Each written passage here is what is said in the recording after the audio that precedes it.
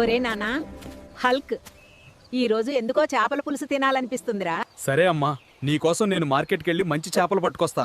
నాకు చేపలు చాలా ఇష్టం. అయ్యో, నా దగ్గర డబ్బులు లేవు. ఇప్పుడు అమ్మ అడిగిన చేప కొనడం ఎలా? డైరెక్ట్ గా సముద్రంలో నుంచి చేప తెస్తా అమ్మ కోసం.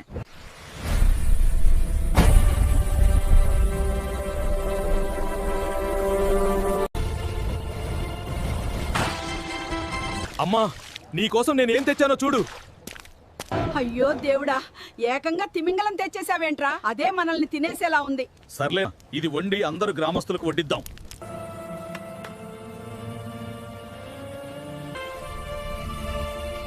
ఎలా ఉంది మరి ఈ షార్క్ కర్రీ?